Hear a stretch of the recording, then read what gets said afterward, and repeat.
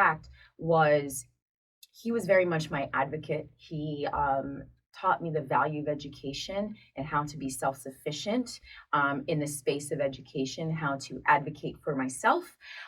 If I had challenges with homework, what do I do? If I didn't get the grades that I wanted, how to go back to the teacher and ask for extra work to do, things like that. I remember some of his punishments for me when I didn't behave were to read. Remember, he gave me a book, Alice in Wonderland. It was 300 pages. I had to read it and write a book report and present it to my mom and dad, give a 20-minute presentation. I thought it was horrible. I thought it was a horrible person, but little did I know that, that created set up the framework for how I would navigate through life on my own. So things changed when he died, because shortly thereafter, it was just my mother and I pretty much trying to sustain ourselves. And my mom, she was a seamstress. And so we were pretty much living off of very little money, trying to survive. Even though my mother had been here for 11 years, she was still learning and grasping the English language. But a year and a half after my stepfather died, and I remember it was around this time that my mother was studying. I was helping her study for her U.S. Citizenship exam, because she was a permanent resident, and she had answered all 99 out of 100 questions correct. We're so excited about the possibility of her becoming a U.S. citizen. And, for her, the priority was, if I become a citizen, I can bring all of my other children who were older than me from Congo, because they're suffering, they're in war-torn environments. Let me save them. Meanwhile, I have my daughter Martine, who's already here and is safe, right? And that was part of her ignorance.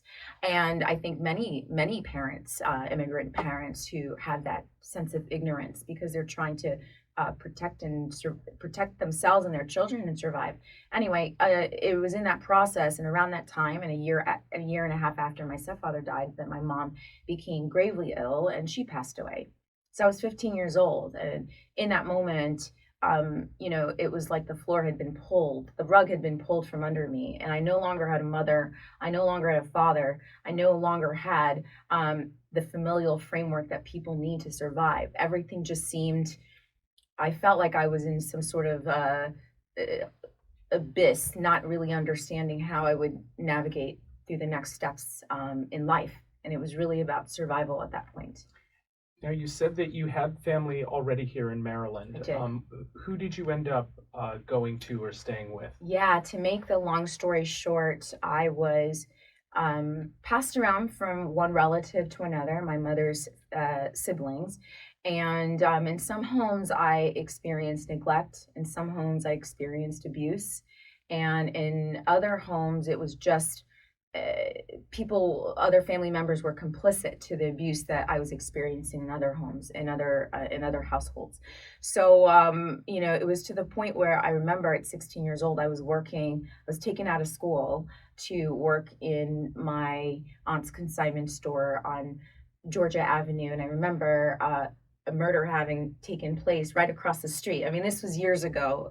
Things have changed since then in the area, but just remembering how scared I was, because here I am, I'm 16, I am manning the cash register. I'm in the store by myself. I have the keys.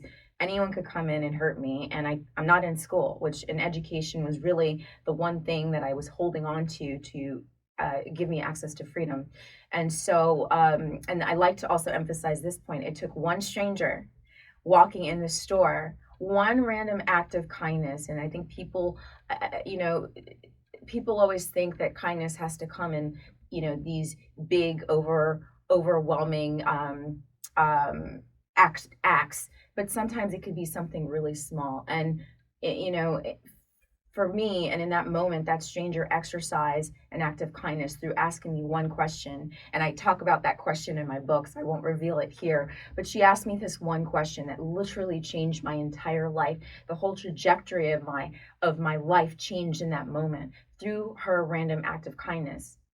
And so I also say that to empower people, especially within the context of immigration or anything else that's going on in the world.